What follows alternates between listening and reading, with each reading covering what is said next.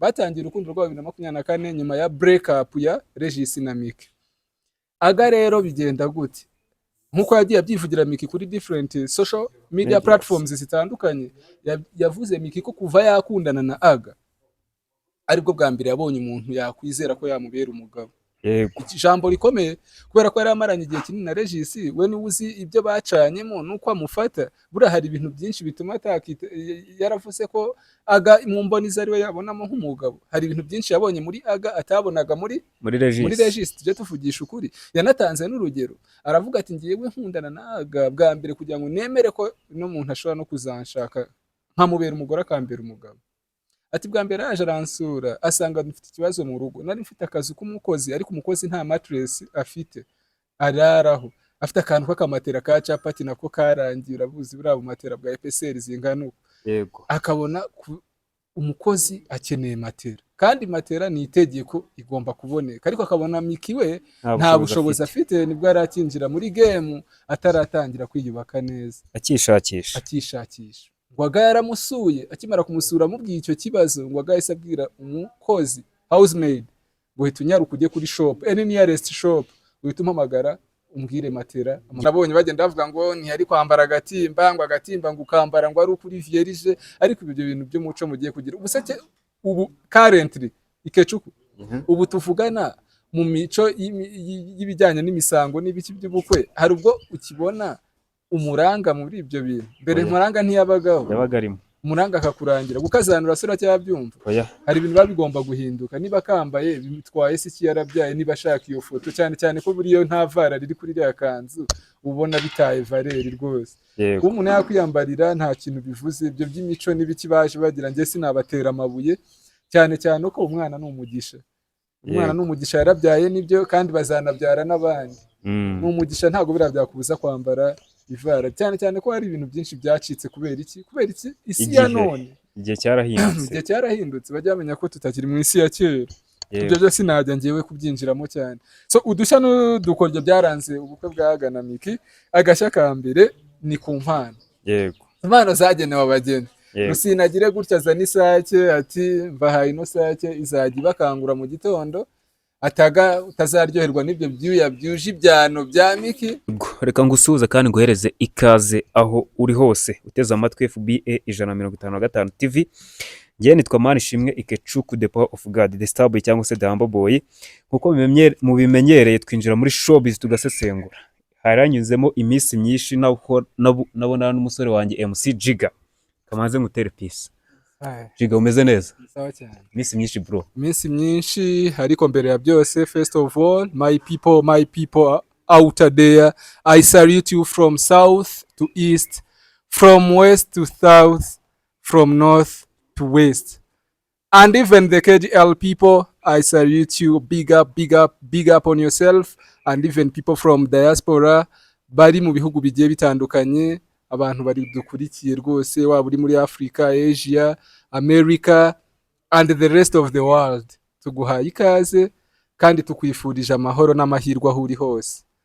Ibindi byose mukomeze mukorana imbaraga n'imbaduko, kandi tubifurije umusaruro mu byo mukora. Ariko nibitagenda neza kandi mujye musasa gasambi, musabe isumba byose izajya basobanura ibisanzwe, maze ibidasanzwe ibisiri bange. Kuko burya Ikechuku ngo gutinda no gutebuka kwayo nibwo bumana bwayo. Yibukereje iranagutegera mu bumana bwayo.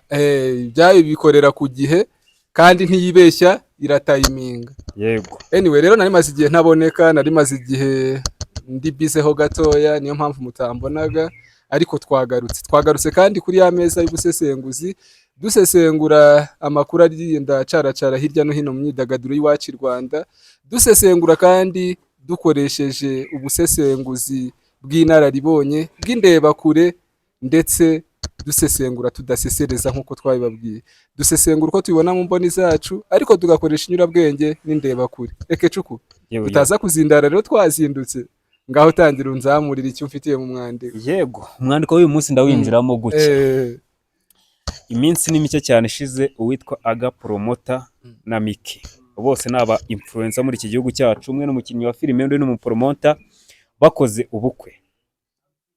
twinjire neza mu byabaye muri ubwo bukwe.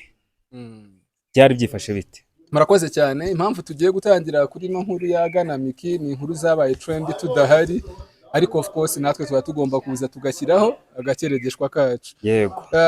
Ni inkuru ya Miki na Aga rero ni umusore witwa Igiraneza Pacifique. Ubwo yasabaga Kanakwa umukobwa bita Mukobwajana asifiwe. N'ubukwe bwagenze guterere, n'ubukwe bwagenze neza mu mboni ya benshi nkuko mwagiye mubibona. N'ubukwe n'ukuri bwari bubereye ijisho, n'ubukwe bwari bunogeye amatwi, n'ubukwe bwagenze neza. Ariko mbere yo kugira ngo tugere kuri stage y'ubukwe, turahera ku ntandaro ko urukundo rwa Aga na Miki rwaje, uko rwagiye rukura, no kugira ngo bagere ku munsi uhiga iyindi mu minsi yaranze urukundo rwabo, ari wo munsi wo gushyingirana. Yego. Aga ni umusore watangiye azamukira mu bintu bya showbiz, ariko azamuka apromotinga, ni Aga promoter nyine apromotinga ibikorwa by'abahanzi. Murabizi ko ari nawe ucunga social media za The Ben, Tiger B, buriya biriya byose mubona amafoto, videos, Aga is the man behind. Yego. Niwe muntu bimukorera. Abantu benshi ntabwo Aga rero byaje kugera, urabizi ko Miki niba warakurikiye stories ziwe, Miki ni umwana wakuze adafite se yagiye akiri umwana, nyina aza gufungwa. Yego. Ariko nyina afungwa yari afite undi mugabo. Urumva nyina yafunzwe asigira ba Miki ise utari papa wabo, utari uwa nyawo. Yego. None mu kubana birananirana, wa mugabo nawe aza kubasiga abata mu nzu. Ari naho Miki yaje kugira gute, yaje kumenyekanira kuri no mihanda, kuko icyo gihe Irene yamusuye mu buryo bwo kugira ngo amutabarize, uwaba afite ubushobozi agira icyo amufasha. Nuko rero yamutunze kamera, mutunga mikro za MI. Bwa mbere umukobwa ajya yavuga ubuzima bayemo, ubuzima ko atari bwiza, mama wabo afunzwe, witwaga ko yari kubareberera, uwo yasizeho umugabo utari papa wabo, nta kintu yabafashije kugera ubwo nawe abata mu nzu, nta kintu ababwiye, agaragaza ko ari uri kurera barumuna be. Iyo stage rero ivuyeho, haza umugabo witwa, nyuma yaho gato haza umugabo witwa Regis. Yego. Regis muramuzi cyane, afite YouTube channel yitwa Regis Skits, akina ama comedies, aba muri Rwandan movie comedy. Regis aza gufata umwana w'umukobwa, ni nkaho navuga ngo Regis niwe wafashije Miki amubera bridge cyangwa se ikiraro cyo kugira ngo yinjire kuri no mihanda, anagira izina nka Miki mu bijyanye na filime, kuko Regis niwe wamutoje amubwira ati burya ibi byose wabishobora nubwo utize, nubwo wenda nta educational background, ariko wavamo movie actress mwiza, wavamo umukinnyi wa filime mwiza. Yego. Nuko Miki yinjiye imihanda. Ariko burya ngo bijya gushya bigira gute, birashyuha. Urukundo rwabo we na Regis rwagiye ruzama gatotsi bya hato na hato, kugezaho 2024 Regis na Miki batandukanye burundu, bacanye uwaka. Muri icyo gihe hari umusore muto yari warabengutse Miki, ababoneyeho icyuho, ari we Aga Igiraneza Pacifique. Abaravuze ati ariko Miki burya ngiye nawe ubona duhuje bitavamo. Miki nawe ati twabigerageza tukareba ko byakunda. Batangira urukundo rwabo 2024 nyuma ya break up ya Regis na Miki. Aga rero bigenda gute, nkuko yagiye abyivugira Miki kuri different social media platforms zitandukanye, yavuze Miki ko kuva yakundana na Aga aribwo bwa mbere yabonye umuntu yakwizera ko yamubera umugabo. Yego. Ijambo rikomeye, kubera ko yari amaranye igihe kinini na Regis, we ni uzi ibyo bacanyemo nuko amufata. Bura hari ibintu byinshi bituma atakita, yaravuze ko Aga mu mboni zari we yabonamo nk'umugabo. Hari ibintu byinshi yabonye muri Aga atabonaga muri Regis. Tujye tuvugisha ukuri, yanatanze n'urugero, aravuga ati ngiyewe nkundana na Aga bwa mbere kugira ngo nemere ko no muntu ashobora no kuzanshaka nkamubera umugore akambera umugabo. Ati bwa mbere yaje aransura, asanga dufite ikibazo mu rugo, nari mfite akazi k'umukozi, ariko umukozi nta mattress afite araraho, afite akantu k'akamatera ka capati nako karangira, buzi buriya matera bwa EPSR zingana uko. Yego. Akabona umukozi akeneye matera, kandi matera ni itegeko igomba kuboneka, ariko akabona Miki we nta bushobozi afite. Nibwo yarakinjira muri game ataratangira kwiyubaka neza, akishakisha. Ngo Aga yaramusuye, akimara kumusura amubwiye icyo kibazo, ngo Aga yahise abwira umukozi housemaid ngo hita unyaruka ujye kuri shop, any nearest shop, uhita umpamagara umbwire matera amafaranga baguciye uze uzane matera. yego Igikorwa cy'ubutwari. inota rya mbere bararibonye Inota rya mbere bararibonye, ubwo wenda Regis iyo yaza ko haba byari ibindi wenda mu very sorry si ukumujomba igikwasi, yego cyane cyane ko yibereye no mu bindi bibazo byo kumutakaza bien sûr, ariko Aga akomeza kwerekana ko ari Aga wa muntu ufite real love, deep umutima love. mwiza Kandi buriya abongereza barakubwira ngo real love cyangwa se good love. Love is good when is real. yego Kandi love is good when is reciprocal. Kandi love is good when it is forever and for always. Atari ibintu bizashira. Urukundo ni rwa rundi rwa nyarwo ruzahoraho iteka iteka. Ni rwo yabonyemo nde Aga. ubwo Regis abagiye abasesenguzi wagiye babona rero kuntu baje bakimara kubona urukundo babateye amabuye bro, bakibona ko Aga ari kumwe na Miki, ati uwo musore ntazashobora, si uriya Aga azamushobora, uriya musore azashobora iriya nshinzi y'umukobwa. Umukobwa urabizi ko hari n'abasesenguzi batatinye kuvuga ko ngo ari agapromota, ngo akaki ngo agapromota, ariko agapromota gatoya mwise agapromota gakoze ibintu biri big binini cyane byananiye abo mwita bari big. Aga rero akwiye gukomerwa amashyi kuko yereketse ko afite reciprocal love, abyereka Miki kugera ku munsi nyirizina ubukwe. Ni ikintu twamushimira, cyagiye kinanira abasore bose bagiye baca imbere ya Miki. Aho rero basesenguzi bajye bicara banamugane nabo bige barebe ko burya umuntu ntago ubugabo ari ubutumbi, kandi burya umwongeza avuga ngo slow by slow makes a good journey. yego Gake gake nirwo rugendo, kandi akongera akakubwira umwongereza ngo direction is always better than speed. Burya ntuzirukanke udafite amerekezo. yego Banza ushaka amerekezo witonde, niyo wagenda gake ifite amerekezo uzagera kuri destination aho wifuza kugera. Ariko nta merekezo ufite ukirukanka gusa, ushobora no gusanga wagarutse uri kwizenguruka wagarutse ahantu watangiriye. So rero ni ibintu twashima. So rero Aga yaje kujya mu murenge we na Miki, ubwo no imbere gusezerana mu mategeko, bagiye ku itariki 27 z'ukwa mbere. Noneho umunsi nyirizina rero wa munsi wahize iyindi mu minsi yaranze urukundo rwabo, uba ku itariki 31 z'ukwa mbere, aho Aga yakoze ubukwe bw'akataraboneka. Ubukwe bw'akataraboneka, nivuga ngo bw'akataraboneka, uruka ko ubushize twaganiriye ku bukwe bwa Neo Bosco. Ndakubwira ngo nta bastari bari bagize bate bajemo, ariko ni waritegereje ubukwe bwa Miki na Aga, wabonye umustari bro, wabonye abantu bari barimo, byari ibintu byiza bibereye ijisho. Abambariye Miki, wenda mpereye kubambariye Miki, harimo Aisha nawe ukina amafilme, yego nawe nabonye wateye ikibazo, nawe urumva ko wana birimo biramuribwa, arimo araribwa no kumusiga no mu busiri bateri. Kandi koko nibyo Aisha nawe agira twereka ibirori nibyo, kandi bivuga ko Irene ngo ari ukuntu iki, ariko batabishyira hanze. Nabo nibagire vuba bidistenge, niba ari nabyo tubimenye bijye hanze, abantu babakeze tubakomera amashyi butaho nyine. Sibyo se Ikecu, niko bimeze. Nta mpamvu burya urukundo ni rwogere, kandi nta cyaruta iki urukundo. So rero yambariwe na abambariye Miki, hari harimo Aisha, hari harimo Mama Sava, hari harimo Divine umugore wa Yampano, yego herukana we muri saga za hatari, ariko biriya birashira, uragaruka ukishima ukishimana n'abandi. Hari harimo kandi n'umugore wa Kilaman. Abambariye rero umusore ari we Igira Neza Pacific aka Aga, hari harimo Kalfan Govinda, hari harimo Babu, hari harimo DJ General Benda, hari harimo buri nguni na buri kantu, hari harimo Babu mwaramonye, hari harimo Didimani, hari harimo na K John.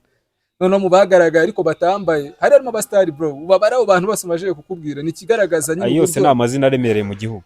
Oya ni amazina aremereye, none se amazina yose ndi kukubwira nta na rimwe riremereye ririmo. Aisha ntawe, ayo yose umva abantu bari baburimo. Nicyo kintu nakwerekaga ngo iki kintu kikwereka iyo abastari bakwitabiriye igitaramo cyangwa ugize ibyago bakaza, bikwereka uburyo ubanye n'abandi. Nicyo kintu nagira ngo nkwereke. Bigaragara ko rero Miki na Aga bo biciriye inzira, kandi urukundo rwabo ntibigeze baheza abandi, bagerageje kurubereka, baranababwira ati abazashibasha kudushyigikira muzadushyigikira, bahabwa karibu. Nicyo kigaragaza rero urukundo rwa nyarwo. Kandi urugo ni abantu burya urugo ni abantu.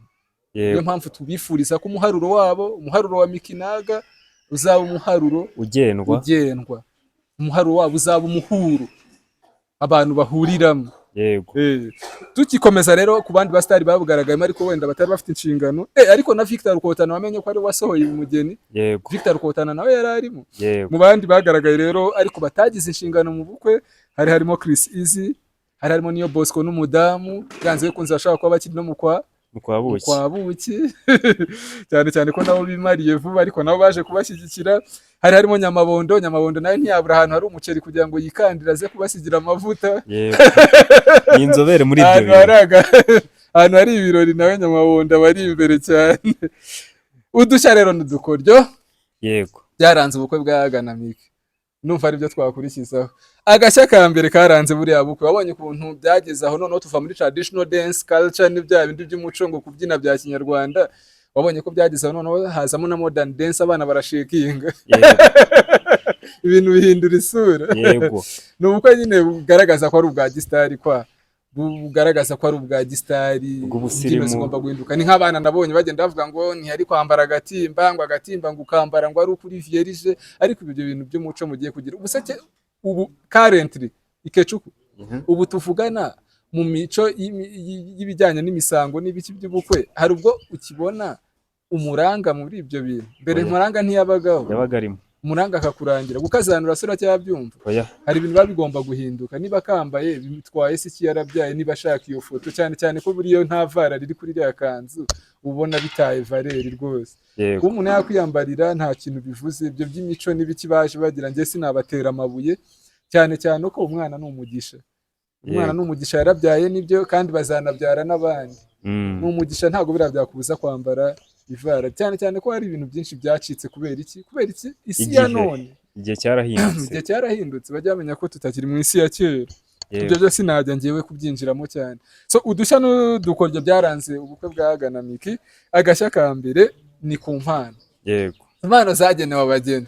Rusinagire gutya azana isake ati mbahaye ino sake izajya ibakangura mu gitondo utazaryoherwa n'ibyo byuya byuje ibyano bya Miki kandi nta faranga byagira gute yazana atakira ino sake izajya igukangura. Ariko kandi nugira abashyitsi ukabona nawe umugisha n'abashyitsi b'imena ntibizakubuze kuba wayishyira mu gapanu kagakaranga ukakira abashyitsi muri rwa rwenya rwa Rusine. Akandi gashya rero buri nguni na buri kantu mu mpano batanze. Nabo batanze radio bati izajya bazindura mutazajya mutinda mu buriri mujye gushaka amafaranga cyane ko urugo ari iki rukomezwa n'iki nago amafaranga ibiceri burya bidahari muratangira mukarebana y'ingwe burya ngo haraye inzara avuka inzigo. Ngayo nguko ibindi rero numva twavuga nabandi wenda bahawe impano none n'abageni ariko bari mu myidagaduro bigaragaza ko bahaye agaciro karenze kari extra. Abantu bahawe impano na Gana Miki ariko bari mu myidagaduro nibo tugezeho. Sabe yahawe impano. Murungi Sabe ku Isimbi TV yahawe impano rwose na Emirene ariko byumva ni ngombwa Murinda Habirene kubera ko Murinda Habirene niwe muntu wa mbere wahaye platform Miki yakagombye kubimuhembera muri buriya ni umubyeyi we niwe muntu wamuhaye platform niwe muntu watumye abantu tumumenya. Iyo atanabikora byari kuba ari ikibazo. Ni ibintu rwose wumva ko byari ngombwa. So ngayo nguko rero ibyaranze urukundo ibyaranze urugendo rw'urukundo rwa Miki Naga kugeza ku munsi wahize izindi waranze urukundo rwabo ari wo munsi w'ubukwe. Nuko ubu ngubu rero babanye neza bari kumwe kandi turabifuriza ibyiza byinshi bigwiriyemo. Bazasimbuka abanzi bazasimbiza abana bazasangira isano kandi bazibuke rwose kujya umunsi ku munsi iteka n'iteka bacana igicaniro kizacumba urugo rwabo ubuzira gucika. Ubu bari mu kwabuki. Ikindi cyagaragaye muri buriya bukwe rero Miki yagaragaye arira. Amakuru akavuga ko impamvu yarize hari imyanya yarebaga iticawemo n'abantu bagakwiye kuba bicawemo. Kubera ko ngo yagiye gusaba uburenganzira ngo mama we abe yafungurwa azagaragare muri buriya bukwe birangira batamuhabwa uburenganzira ngo biri mu byamurijije. Biragoye biragoye cyane ko baguha ubwo burenganzira, cyane cyane ko mu Rwanda ariko hari abantu benshi bagiye babihabwa, sinzi impamvu bamwe na bamwe bakumirwa na Mugani kandi batubwira ko amategeko burya ari balance, ariko ibyo sinshaka kubyinjiramo, sinize amategeko, sinaza gusesengura amategeko, nta kintu nyaziho. Ariko nanone reka twigire ku byo warumbajije, birumvikana nibyo umwana yakuze nta papa we afite, ageze ku myaka 18 je pense, kuko kiriya kiganiro Eminem yamuhaye avuga ko yenda kuzuza 18. yego Agiye kuzuza 18, mama we yari amaze imyaka 2 nkuko yabyivugiye afunzwe. Ubu turi 2026, byanze bikunze mama wa Mika afunzwe uhereye igihe Eminem yamuhereye ikiganiro, yakimuhaye avuga ko amaze imyaka 2 afunzwe, kandi na n'ubu aracyafunzwe. Byanze bikunze mama Miki yahawe igihano mu mboni zanjye nk'umusesenguzi kirenze imyaka 10. yego Kubera ko ugiye kubara nawe uhita ubyumva, imibare burya irabigaragaza, imibare irivugira. niba rero yarahawe kandi yirinze, yaragitsinze ikintu yafungiwe nyina, ntago wenda dushaka kumenya icyo yafungiwe, nta nubwo ari ngombwa, ariko urumva ko ikintu cyatumye afungwa hejuru y'imyaka 10 ni ikintu gikomeye nanone. yego Kandi nanone birumvikana gukora ubukwe ukagira ibyishimo ni byiza, ariko abakwibarutse, mama wawe wakubyaye wagutwitse amezi 9, ni umuntu buryo wakwishima birenze mu kureba ibirori byawe, kandi nawe ubwawe nta n'umuntu wagushimisha mu gitaramo cy'ubukwe nk'umubyeyi wawe. Ziriya nshuti zose ni aba best friends, ariko ntago wavuga ko urukundo abafitiye warugeranya n'urukundo rwa mama. yego Tujye tuvugisha ukuri, mama aba ari umuntu warakureze ugakura ukagira ubwenge, n'abo bantu witwa inshuti ukazabamenya kubera ko yakwigishije kubana, yakwigishije guhiga ugahigura. yego Ibyo bintu nta bintu byumvikana, agombaga kurira, kandi koko nibyo, nakomeze yihangane amutegereze, buriya Imana ntirenganya umunsi n'umwe, bazongera bagwane mu byano, amuhobere nk'umubyeyi n'umwana, nawe urabyumva. yego ubukwe bwabo reka twifurize kuzagira urugo ruhire. Iyo ngingo tuyisohokaho.